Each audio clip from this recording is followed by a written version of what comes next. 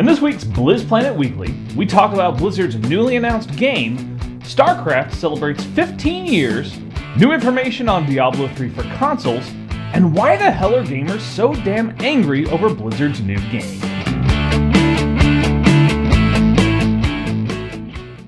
Hey everybody, welcome to the newest episode of Blizzplanet Weekly. As always, I'm your host with the fantastic beard, Chris Arnone. Alright, let's talk Warcraft. Here's the beef. So of course the biggest news this week, the reason we delayed our filming even, was to get a chance to announce Blizzard's brand new project. We've been speculating about this for a couple weeks, but indeed they had their press conference at PAX East and it was announced. It is a card game, online, free-to-play card game called Hearthstone Heroes of Warcraft, alright? It's going to, like I said, free-to-play, CCG, not TCG. It will be in beta this summer with a plan to release the full game later this year. Now, Rob Pardo, he talked about it at PAX East, obviously. He said they created a new development team, a small development team, about 15 people, whose goal it is to make sort of these old-school games or smaller titles away from the big, epic things that we're used to with, you know, Diablo and Starcraft and World of Warcraft. But it should allow Blizzard to play around a little bit more, experiment, take some risks, and also get these smaller titles cranked out a lot faster than, you know, Blizzard's standard, well, you'll get it when it's done strategy that they've been with for so long. Now, JR is super excited about this, possibly even more than pet battles. That's what he's telling me. I'll believe it when I see it, though. But this is because he's been a Magic the Gathering player since about 1995. Well, little does he know, so have I. Now, I retired, you know, basically right after the first Urza block, but still, I'm also pretty excited about this. So you can expect a lot more coverage on BlizzPlanet.com and also right here on Blizzplanet Weekly. Now, I said earlier, I'm going to clarify this. This is a collectible card game, a CCG, not a trading card game, a TCG. So at this point, at least in the FAQ, it states there is no trading in the game. That's been sort of the most frequent question that people have been asking BlizzPlanet and Blizzard both. Currently, that's not how it's set up. But all cards in the game will be available to be unlocked through playing, or you can buy packs of 5 cards, boosters if you will, for about $1 a piece. And it's going to have that sort of rarity level you're used to with a trading card game. So you can just spend a lot of hours and unlock the cards, or you can invest some money into it. Now the beta signups are already up. You can already go and do that. You go to playhearthstone.com and you can sign up for the beta. And while we're at it, here's a quick trailer.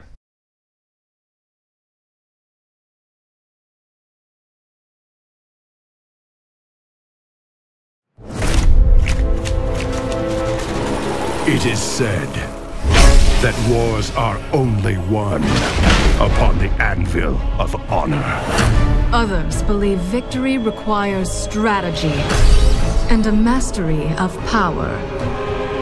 War is deception. A game played best from the shadows. Only strength and raw power can assure total dominance. But of course, you could forget all that and just have fun! Hearthstone, Heroes of Warcraft. You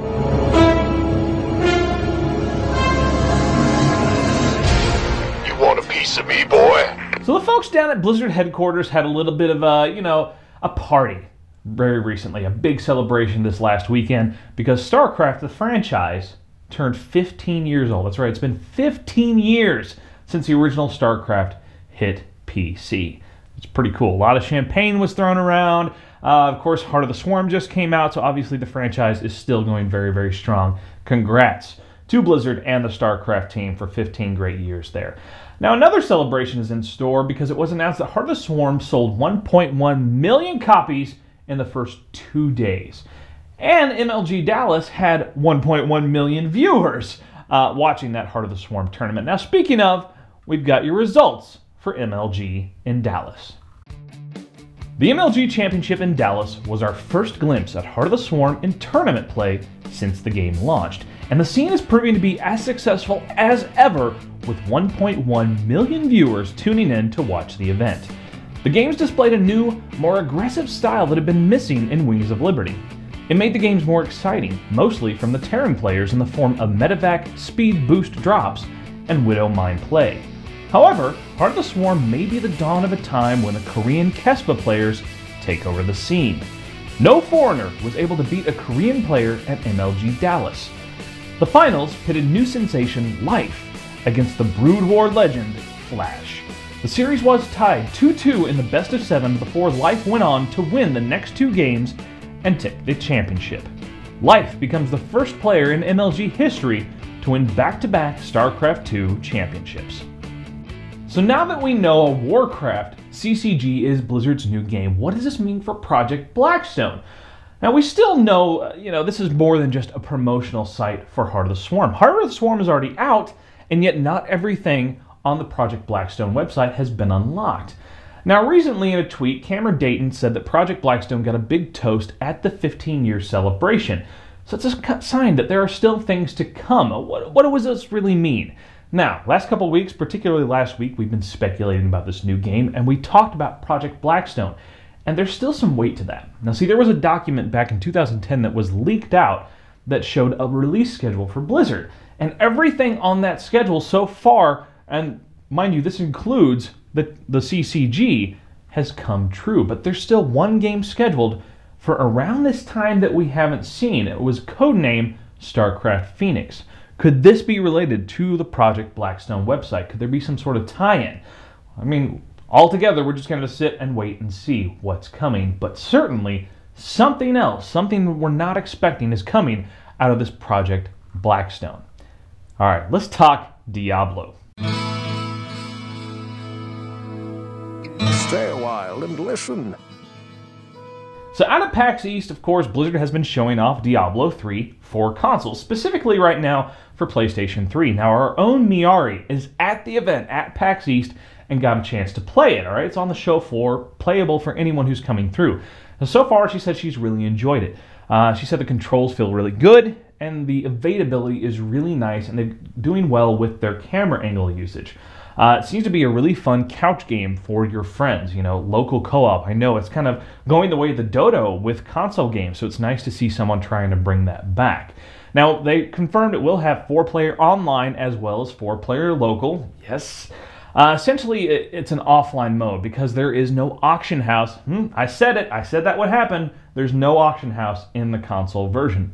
Now, a lot of people are starting to say that maybe this is the ultimate, the true better version of Diablo 3. There's no problems with always online DRM. Recently Blizzard admitted that the auction house probably wasn't the best designed feature, and several of the features that have been implemented in the PC version of Diablo 3 are going to be right there when the console version launches. Things like Paragon levels, brawling, Infernal Machine, and monster power. But, of course, they want to pack all the good stuff that they have in there up to this point. We also learned, because we kind of already assumed this, Diablo 3 won't necessarily be a Sony exclusive. They're really dodging the question, which is kind of a, well, duh, no shit. I mean, this is Activision we're talking about. They're not going to limit themselves to one platform. It's just not going to happen. Now, our interview with Blizzard about Diablo 3 on consoles isn't until tomorrow. So today we're filming on Saturday. Sunday is when the actual thing is going down. So right now I don't have any more information. But of course, keep an eye out on Blizzplanet.com, and Muriel will have a nice write-up about that interview coming real soon. But what we want to know from you, something to throw down in our comments, is the console version truly going to be the best version of Diablo 3? Now, it hasn't happened with previous versions of Diablo. The console port was shit. But could it be different with Diablo 3? Let us know. Which do you think will be the true and best version of Diablo 3? PC or console? All right. Blizzplanet bitch session time.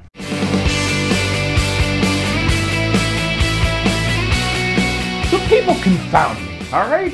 People are really pissed off about Hearthstone Heroes of Warcraft. I mean, if you go to Blizzplanet's Facebook page, people are just, it's a tirade of absolute shit. People are saying, fail, boring, this has got to be a joke, it's disappointing, what are they aiming at, 7-year-olds? Just all this bullshit. And this is ridiculous, all right? Now, first off, let's go straight into one of the biggest arguments. This is free to play. That does not mean it's pay to win. Very specifically, several years back, I did an interview when I was a full-time game journalist and talked with a CEO about the differences between the Asian and American free-to-play markets.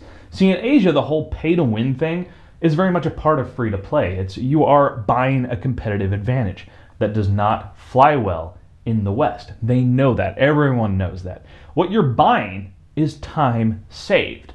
So you can play the game and say play, 20 hours and unlock all these cards, or you can just go and throw down $20 and unlock those cards. You're not buying a competitive advantage because you can earn that same competitive advantage by spending the time playing. And honestly, this leads right into the next point, which is CCGs are probably a little less about the cards you have than about the strategy with which you play. And honestly, the guy who spends 20 hours trying to unlock cards should be a hell of a lot better at the strategy of the game than somebody who just spends 5 minutes, throws down $20, $30, $40, $50, $200 on cards. They have cool cards that they don't know how to use, all right? That's really what it's about. Anyone who's played any kind of CCG, I played Magic the Gathering, I spent some time in the Versus system, played HeroClix, and it's not cards, but it's still a collectible kind of gaming. Even, the best card game ever made, which was Netrunner, may it rest in peace. I played these things, so it really is about the strategy, knowing how to use those cards. Sometimes commons, the easiest to find cards, are some of the most powerful things. Yeah, there's some really great rares, but you got to know how to use all of those cards together. Now, this isn't replacing your beloved games with a CCG. This is why I really don't understand the anger. It's not like they came out and said, okay, so World of Warcraft is going to shut down in April, and we're replacing it with a CCG. Have fun. Okay, then you'd be pissed. Adding a new game, there is no reason to be angry. You're just mad because it's not the game you were hoping for. But honestly, this game is going to cost a lot less money to develop than something like Starcraft Ghost or some big, huge, epic franchise that people were wanting. All right? Plus, let's keep in mind, gaming happens in places other than your PC. In fact, mobile devices, because they're talking very much about going to the iPad and other tablets at some point, that's huge.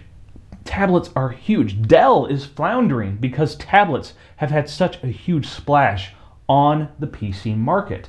So you can't ignore that. They can't just keep making PC games and hope that they're still going to stay afloat when the whole world is shifting to tablets. They have to tackle that platform as well. So those kind of gamers, those kind of mass market gamers, they're not the core gamers who are sitting there playing hours and hours of Diablo or Warcraft or Starcraft, but that mass market, the millions and millions and millions of people who have tablets and like easier to enter games. This is right up their alley. The kind of game that's easy to play, easy to have fun with, but hard to master, hard to be really, truly, brilliantly competitive at. That's the kind of game that it not only hits the mass market, anybody can pick it up, play it, have fun, but it also hits the core like us as well, that if you want to be really good, you want to be really competitive, you can do that too. And keep in mind, a lot of these people who are really bitching and moaning about this are the same people who are going to be playing it when it first comes out, and they probably all bitched and moaned about the pet battles. JR was right. Now it's one of the most popular things out there.